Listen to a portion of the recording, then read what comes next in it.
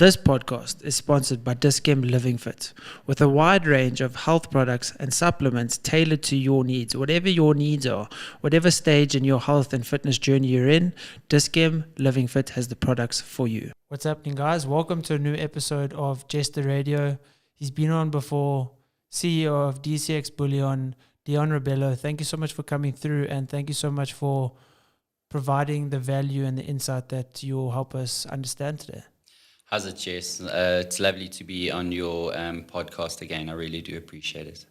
So essentially, the reason I actually reached out to you was more because of, I didn't really understand as in-depth as, after the first podcast about how bad our economy really is compared to other economies, how much more safe it is to, invest in things that aren't tied to your country specifically.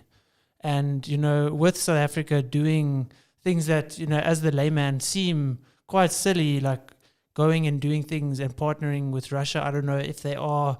Some articles I was reading, it looks like they almost haven't, but did things that looked like they have. So I don't know if you want to maybe, and it's a big contentious issue, is this, this arms deal or something that looked like was an arms deal in Russia? So yes, I mean this whole topic is exceptionally loaded, and it definitely creates two parallels, two definite sides. There's no gray area, and unfortunately, South Africa has tried to be the middleman and fence-sitting for a number of years. As far as our foreign policy and our alliance and our association to the BRICS nations, which we are one of the founding members of, it was very clear when the ANC government did come into being as an official government that they were going to have a very different way of viewing the West. Unfortunately or fortunately, we've always had very strong relations with the US, with the UK, and with Europe, and so on. So you'll always see it in South African politics. And let me be very clear here, we as a company are completely apolitical. So we don't take a stance on politics. We're here to actually empower people to make what's the best options for themselves and their wealth. And ultimately, however things fall, those are based on us looking at the markets through our research and seeing what's happening. And what's interesting is what we are going through right now, we saw 2-3 years ago coming. And what's interesting is if we go back into that and we look at the whole Russia thing, when Russia invaded Ukraine, and regardless of if it's right or wrong, as I said, that for me is not the issue here. There was a fundamental change in global politics. Russia then went against the agreements at the International Criminal Courts and the agreements that were all based with that. And what that also essentially did is it created that division. Now, if you go back and probably it was way before when you were very, very young, or even before then, is the Cold War crisis of the US and Russia during when Russia was still a Soviet Union. And definitely all of that. Way before I was born. Well, I was a youngster, yeah, and it made no sense to me. But I remember hearing these things going, and especially into the 80s with the coming down of the Berlin Wall and the changing of global politics. There seemed to be almost a neutrality of how the West and the East, if you want to term them that, Russia and the US, saw each other. And through the 90s and into the 2000s, there was almost a bridging of relations. And of course, Putin came in and he saw things a lot differently, and he started to see Russia as being a far more dominant player in the world. This was also when Russia or China was now coming into being, becoming a real global player economically. And if you go and see the GDP growth rates over the last 50 odd years, you'll see China's growth rate has been unprecedented in that period of time. So it brought Russia into that place where now suddenly they needed to align with certain partners. And that's when the whole BRICS nations, which is Brazil, Russia, India, China, and South Africa. And we were part of that initial agreement. With the whole Ukraine war, that created that division again, where suddenly the world, if you were either for or against, you now needed to align yourself accordingly. What's interesting, BRICS nations, or the BRIC group or BRIC bloc is now having unprecedented countries wanting to actually become part of that whole sector. We also see that there was a definite push with Russia to decouple the dollar, and there's a big drive because the dollar is the global currency. Anything in the world, even with bullion, we quote things in dollars. It is the global currency, and it is always the thing that is used in monetary terms. And that is then linked to the dollar, which is then the petrodollar. And the Americans have always had quite a hold over this globally. So there's a lot of countries in the Middle East and within Russia and in the East that see this, that there's probably a level of unfairness to how things are played out. You know, the person that has all the cards controls the game. And essentially, that's kind of where BRICS came into being because of that. So now we bring it all the way forward. Russia gets invades Ukraine. We see what's all happening there. Then suddenly, South Africa now needs to align themselves. We're part of the BRICS nations. And again, we got this handout to Russia saying, we are your friends, we are your supporters, we back you. Yet our trade relations and our trade agreements, our biggest ones are with Europe and the West. So mainly UK and then also the US to a large degree. That has changed over the last couple of years, where China is now starting to take a bigger part of those trade agreements. But the important thing here is, on one side, we got our hand out to the West, to the US, to the UK, saying, of course, we're your friends. We want to have your trade agreements. Because for this country, with the economy and the size of our economy, we desperately need foreign currencies coming in. And when we're producing goods such as fruits and vegetables and things like that are for export, or be it clothing or textiles, you name it. Everything, if we're exporting it out, we're earning foreign currency. That then improves our GDP and our growth rates internally. So this is the problem. South Africa is sitting on a fence. We got Russia and the BRICS nations on the one side, which we are part of, and then we got the US and the other nations on the other side. And, what was interesting, and when we talk about this, and I know we're going to coin this discussion as South Africa playing the dangerous game of Russian roulette, and it literally is that. And why is it that we are playing this game? Because if you look at, the amount of income our country gets through exports, isn't most of the stuff exported to the US and to those countries that aren't aligned at all with, Russian? Yeah. So as I mentioned, out of the BRICS nations, the one country that we do get quite a lot of foreign currency and export and trade agreements with and relations is China. But the balance of our GDP from foreign currency comes from the US, comes from the UK and Europe. And that is the big chunk.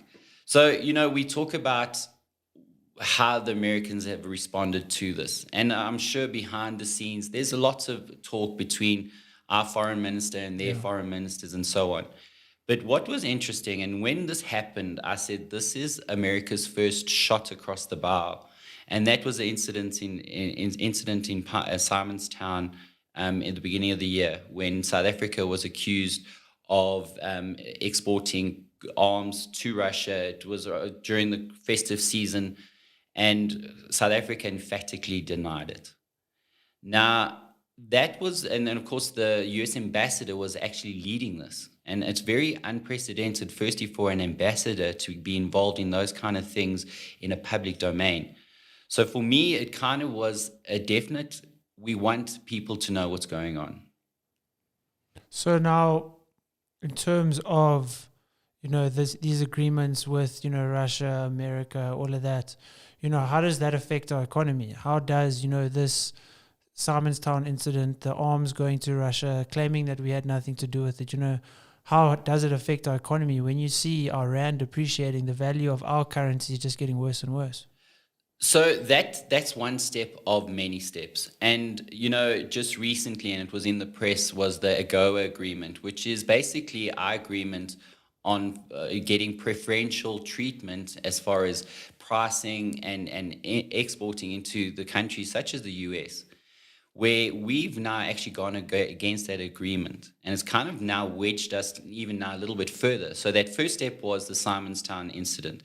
And as I said, be it if there were arms or no arms, it's actually immaterial. The fact is, we're talking now about global relations here. And that was America's first step saying, you need to now choose a side. And interestingly enough, recently, with Putin and the whole BRICS nations due to be coming here in the next couple of months, and Putin himself being here, there's a lot of call for him to be arrested because of the criminal, the crimes he's been held for under international criminal law. And again, like I said, be it if that is the case or not. But what was interesting is when South Africa went and discussed this with the Russians, and they made it very clear, if you arrest our president, that is a declaration of war. So now we've been trying to be nice with the Russians, and we're trying to be nice with the Americans, all those blocks. And now suddenly our arms are being more stretched and stretched. And at some point, we now need to give. And what is even more interesting now is Russia now and China are now saying, you need to choose a side. Where does that leave us as a country where, we're paying taxes, our hard-earned money are going to decisions that might be correct or incorrect? Obviously, only time will tell. What can be done as, South Africans that are earning South African rands, and if you want to leave, if you want to stay, whatever, that rand is still essentially going to be worth less. Yeah, so fundamentally, what you're really raising here is for us as a business and for me personally is the key thing here. And essentially, if we get sanctions, be it from the West, or we reduce on what we actually can export to those countries because certain trade agreements are pulled, or we choose to go with Russia, and that we can expect from a growth perspective, our GDP to be affected. Now, I'm going to just go back a couple of steps here. We got to also consider this. Load shedding has had a massive effect on our GDP. I know from a mining perspective, and fortunately, we're now halfway through winter, and it hasn't been as bad as anticipated. But every time we hit stage 6, in the mining sector, they cannot go underground and mine. That's pretty much their cutoff point to operations. If we look, and I'm sure you know this, and many people listening will know, the effect of load shedding, how it's had a massive effect on our economy. We just need to see how companies, and you go out there and ask people. So without even the government trying to make things better, we already got this problem. Then, of course, we got the grey listing from the last year. And what their grey listing essentially meant was our creditworthiness as a government on paying our debt and how we manage our actual debt as a country is not in great shape. In fact, we're now in the point of junk status. Sorry to interrupt, but I don't know if you know the numbers, but who are we in debt to the most? Do you know the country? Is it something that we obviously don't really know? No, well, a lot of it would be secured through the IMF, and essentially that is owned by the Americans. It is an independent institution, but majority of our loans, and if we just look back over the last 3-4 years, with COVID especially, that also accelerated our need for incurring further debt as a government. And what's interesting, and we're talking now about how does this affect you, me, the person in the street? How is this going to affect us? I mean, we hear about all this stuff all the time. And as I said, as personally, I'm indifferent to the politics. I'm more concerned about how it plays out to you and me than anything else. Yeah, because you can't control essentially what government does. All you can do is be responsible for your actions and the best way forward. Exactly. So this is where the whole thing comes in now. If we look, and I'm going to go into a case study, because what we do as a business, we do a lot of research. And we look into different things to see how we can affect and how we can actually make sure that we give our clients the best possible information to make sure that we negate some of the things that are about to happen. And, if we just look at the decline of the rand over the last even 10 years, 20 years, 30 years, the rand has consistently gone down or gone up to the dollar. So 13, 14 years ago, it's around 7 Rand to the dollar. It went over 20 Rand, it pulled back. We're now sitting around 18.70 to the dollar.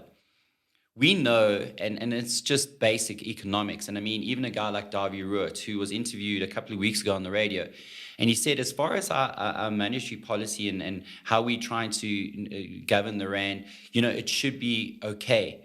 But there are other factors that are the non-controllables, as you put it. And that's government policies. That's as far as our economy being eroded due to load shedding and things like that. And that's where the devaluation of the Rand will become more significant. So if we look at it, and I mean, the Rand right now, as I said, is sitting around 1870. And we looked at a case study where we looked at Argentina. And why we did that was very simple. We know that South Africa, with this amount of debt that we've been incurring, COVID was one of those big things where we actually incurred even more debt. At the beginning of this year, the finance minister was saying that we secured another loan. And I mean, that minister was interviewed on 702, and Bruce Whitfield said to him, so, give us how this is going to affect our GDP. And he completely sidestepped the issue, and he said, this will be good for the people because then we can give them grants and things like that. And it's a complete sidestep of the fundamental issue that we're actually taking on more debt. Let's look at it this way, Jess. If you have to take it to a personal level, and I incur debt and I take on debt, but what I'm actually earning is not the debt I'm taking on is exceeding what I earn. And what happens is eventually you using credit to pay for the credit. And eventually that hole becomes bigger and bigger and bigger. Now you take that to a country and we talk about sovereign debt. And what's interesting with sovereign debt is it is when a country has a sovereign default, is when they are unable to service the interest on the loans they have. So never mind the full loan, it's that the ability to service the interest. Now, we came very close to it about in 2021, where we were on that fiscal cliff, and we are at that point of actually coming to a point. At that time, the finance minister then was Tito Mboweni. He then made it very clear, in order for us to avoid a sovereign default, we need to do certain things. In other words, zero increase in public sector wages. A couple of years down the line, that fell apart. We needed to reform all of our municipalities to make sure that they were functional from a financial perspective. That's fell apart. None of them are, more than half of them, if not up to 80% of them, are completely dysfunctional from a financial perspective. So we know that he kind of bought us some time. He was able to secure further loans, but we know that we at the point, and within the next couple of years, this will be realized, where we will probably have a sovereign default. And ultimately, what does that mean? And this is what we're all building up to right now, is what it effectively will mean is what happens to our money. And right now, we live in South Africa, it's our Rand. So as a South African, everything I have is based in Rand, either investments or things that I own in this country. So when the Rand devalues, essentially those investment policies devalue, and all the things that we own in Rands devalue. So with this devaluation, is there anything that, the governments, their decisions that they're doing now, is anything, obviously you can just see what happens without, having sides and choosing sides and having a political view other than a responsive business aspect, into what to do next. But is anything to do now with like elections coming up? Is there anything that, politically there is to gain by doing certain things with different countries? See, the problem is, as far as elections are concerned, and I mean, you hear voter apathy is at an all-time high. People are disillusioned. In fact, stats came out last week where we got South Africa is at a 40-year high of consumer disillusionment, where we don't actually believe and support what's actually happening from a financial perspective in this country. And what's interesting, and I'm going to talk to you about a case study we did, which was the Argentinian sovereign default. In January of 2020, the Argentinian peso was 59 pesos to the dollar. Currently, it's around 257 pesos to the dollar. And literally, that's in 2.5 years. We've had a complete fall of the Argentinian peso. The thing is this, if we had to look at it and we said you held 1 million pesos in an Argentinian bank, the current value would be around 200,000 pesos in buying power. Alternatively, if you'd taken 1 million pesos in January of 2020 and bought gold, physical gold, you would have bought 11 ounces of gold. Currently, if you had to go and buy gold with your 1 million pesos in the bank, you'd be lucky to get 2 ounces. But this is the difference. Those 11 ounces are valued at over 5.4 million pesos. Sure. So while the peso has completely fallen off a cliff, you have not just maintained, you've actually grown your wealth over this period of time. And all you've done is you've taken your money, your hard-earned money, and put it into a vehicle that protects in these uncertain times. What about someone that can't afford to even buy, 50,000 rands worth of gold? What kind of things do you offer as a business? So again, and we've always been very mindful of that, and we develop specific programs that deal with that, where clients on a monthly basis can be purchasing for as little as 500 rand on gold a month. And you can put our website details on the bottom of the podcast. But there again, it's a very simple thing. You're accruing grams. And what differentiates that to anything else in the market is you're not buying a percentage or putting your money into a savings vehicle. And when you achieve an ounce of gold, you get that ounce. We are literally on a monthly basis, you are actually buying grams of gold or part of a gram of gold a month. And then the important thing is when you get to that point, at any stage you want to liquidate, we will liquidate on the value of the gold on that day. So all those little grams add value. And in the end, you're holding something while the rand is devaluing to the dollar. Suddenly, those small little grams become more and more important. A lot of people, and I know my dad's done this, is, buying things like gold, Krugerrands, all of those, things that through the test of time have proven that they are valuable and maintain and grow in value. But what about, comparing it to retirements, comparing, buying gold or giving it to your children one day, or, putting money away in the bank every month, allocating 3,000 rand to go to a retirement annuity. But then when the rand is devaluating so much, you're retiring, you've put away so much. But then if you're in Argentina, you put away 1 million rand and it's only worth 200,000, Jess, what you say to me, and what's interesting, I was actually about to talk about this, is for me, when I started this business, the main drive of this business was seeing my father work hard throughout his life and knowing that he's now gone into that age of retirement, that all his wealth literally could be eroded. Like I said, over 2.5 years, his wealth could be literally eroded overnight. And again, what we did as a business, we looked in and we decided to have a case study on my RA. I actually wanted to break it down to make sense of it, to see, is there real value in this? Now, the RA is with one of the top institutions in the country. And what was interesting is this is over a 14-year period. And literally every single month, there's a premium that I pay into that RA. The total value currently is sitting at around 160,000 rand in actual premium value.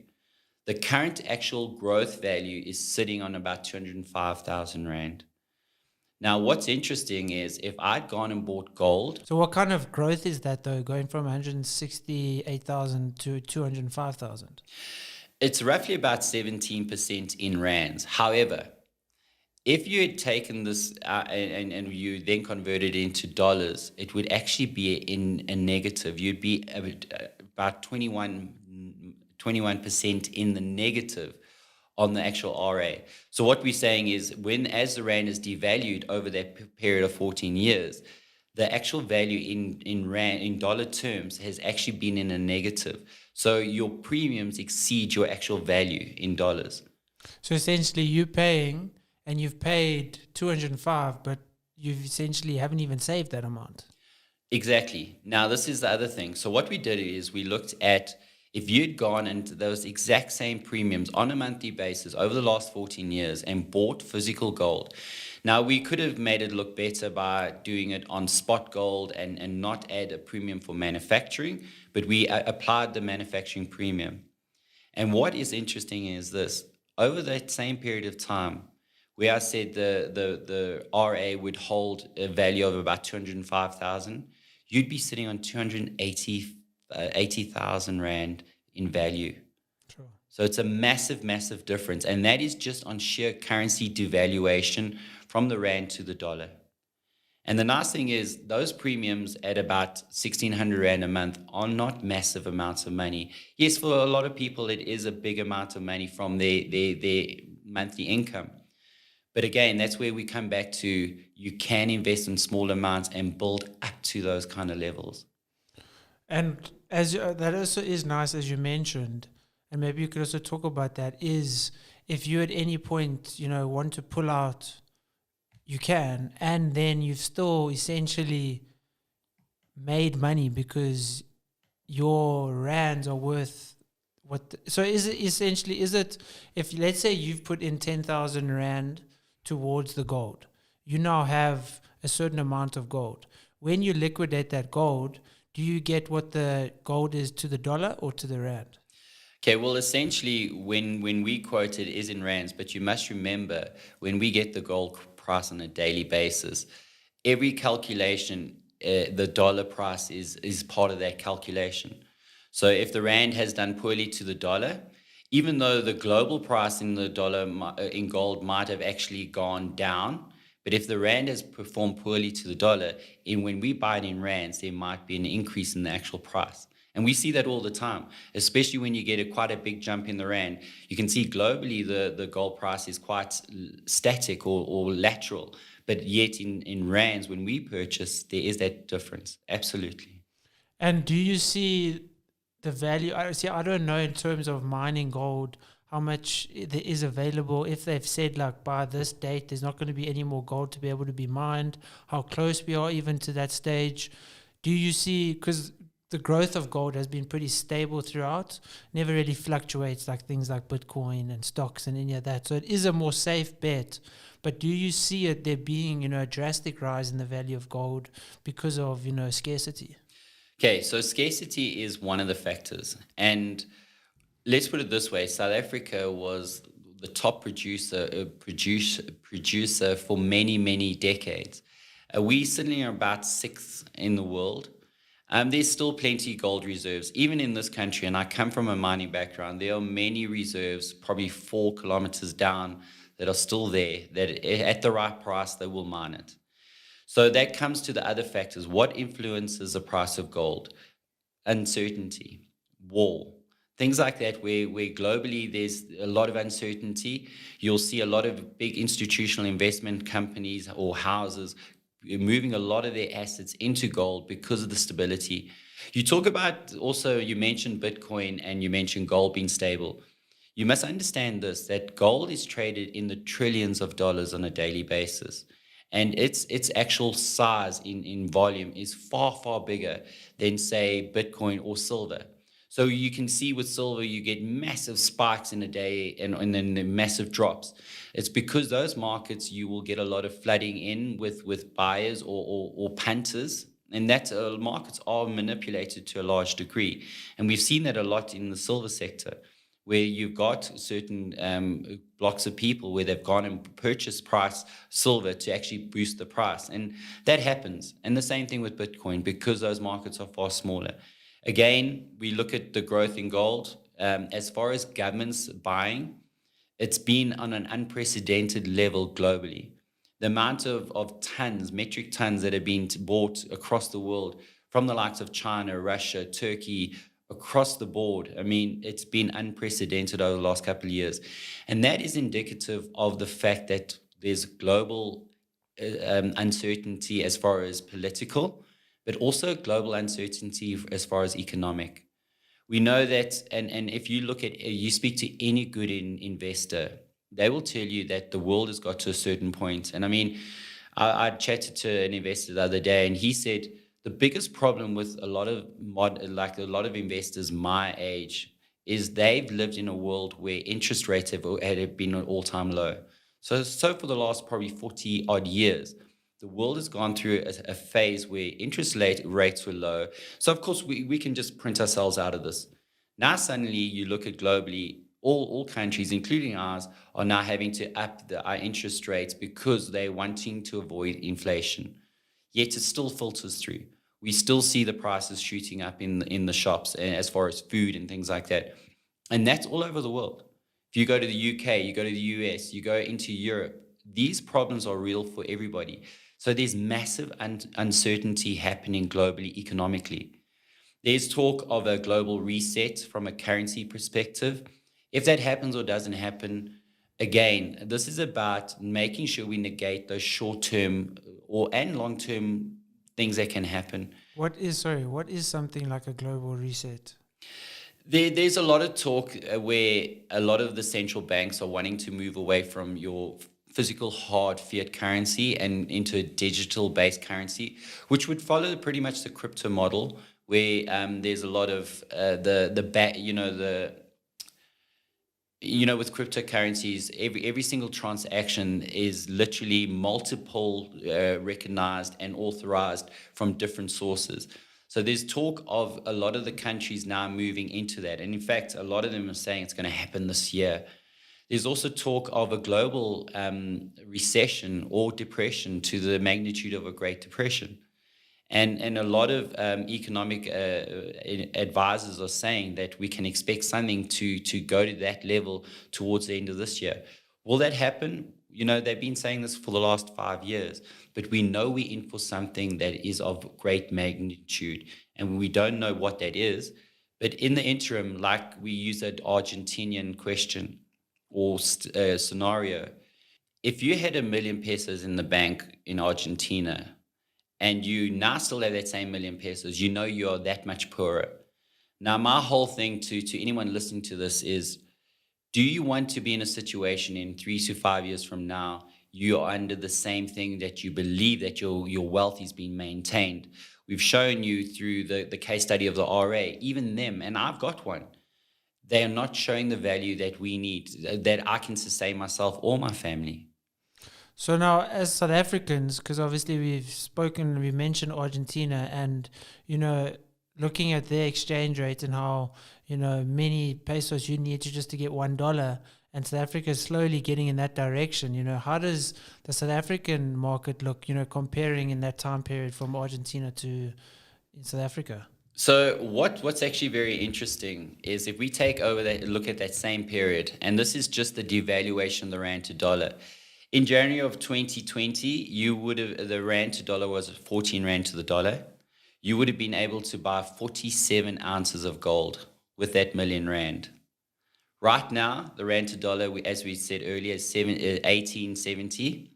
You will be lucky to buy 27 ounces of gold. Sure. So in 3 years. And we haven't had a major sovereign default. We haven't seen the rand tumble. Now, this is where we need to have that call to action.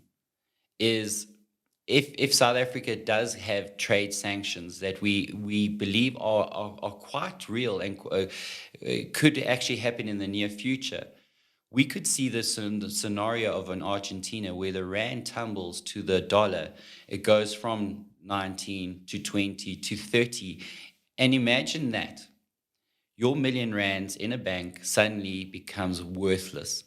And this is that call to action that we really on about here, is realize that you have got a choice. We can't control what's happening with our governments and the decisions they're making. And you highlighted that. But we do have a choice on how we control our wealth. And gold is one of those vehicles that can negate a lot of these losses.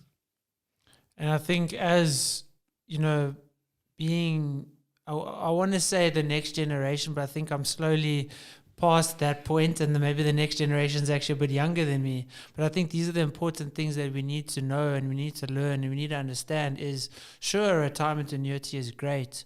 Sure, investing here and there is great. But are those investments in 10 years' time even going to be worth what they are worth now? My retirement annuity in 10 years' time, those stats and that growth or the depreciation could be way worse than what yours is even. And the way I think the country is going, it's safer to assume that it is going to just be worse than what you've experienced. 100%, Jess. And I think the important thing here is as I said to you from the beginning, it's not about knocking the government and that. We're just looking at things practically. And the grey listing is an issue. The government's response to that. We look at even our own finance minister, Godongwana. He had spoken to the Mauritian finance minister about our grey listing because they had a grey listing as well. And it took them 21 months to get out of their grey listing. And what Godongwana said, and I find this so challenging in many ways, is he said, by this time next year, we will be out of our grey listing. And for us to even say that, it's outrageous. Because if we have to compare ourselves to a country like Mauritius, where you've got a government that is driving investment, making sure they're securing that it's an environment conducive to business and making sure they can have business, we right now know that from a GDP perspective, we're being clipped with load shedding. We know that all the things that have been happening are not helping us grow this country. In fact, it's helping us shrink it. There's massive concerns from private medical aid companies where that volume of people that used to support those systems is now becoming less and less. So we know from just a trend perspective that for him to make a statement like that, where our own national executive can't agree on basic things, never mind fundamental things as such, that sums up a lot of what we're having to deal with. There's a lot of talk shop, but when it comes to implementing, it's falling short. Well, I think the only thing we can now implement is safeguarding our hard-earned money. Yep. Because the hard-earned money that's going to the government potentially could be, not being used with our best interest at heart. So when we have our best interest is maybe to invest in multiple different streams. Still, I mean, obviously you're not gonna stop having your retirement annuity. You're not going to do all of these things. But as I think it was Warren Buffett, have your eggs in many baskets. And I think the safest one, the one that's safeguarded and has proved to be safeguarded, is the vehicle of gold. Yeah, a key word there is diversification. And what is important here is that negates or lessens risk as much as possible. And the more diverse you are, especially in an economy where we've got such a fluctuating currency, to make sure that you do invest into things that can be more stable makes absolute sense. As millennials, I think I fall under millennials. I actually don't even know. But, quick get-rich schemes. You see a lot of people that are buying Bitcoin to try and make money tomorrow, to make double the amount of money. But I think with gold, the growth might be slow, but it's guaranteed over extended period of times. Absolutely. So what you need, this is a mind shift. It's talking about looking at things differently. If you're into making a quick buck, then physical gold is not a vehicle for you. That is a vehicle which we know and based on the statistics has guaranteed growth over the last decades, more than 50 years. Just over the last 50 years alone, gold has given a compound return of 8% per annum in dollars.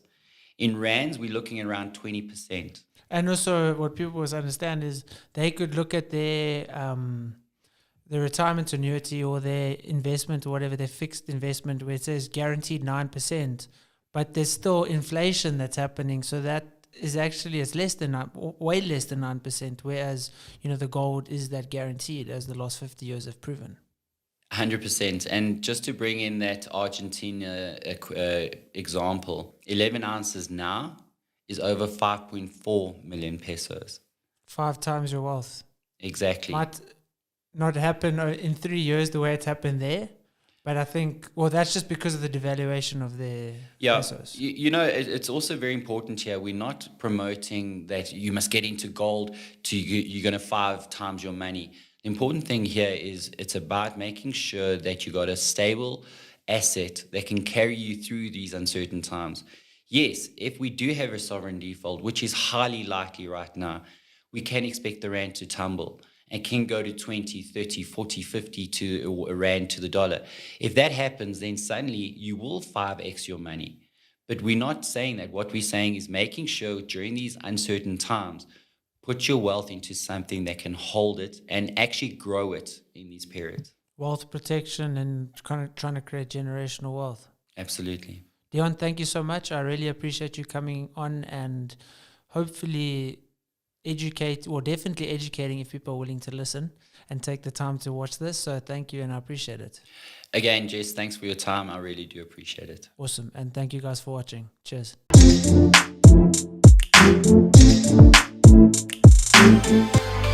This podcast is sponsored by Dis-Chem Living Fit, with a wide range of health products and supplements tailored to your needs. Whatever your needs are, whatever stage in your health and fitness journey you're in, Dis-Chem Living Fit has the products for you.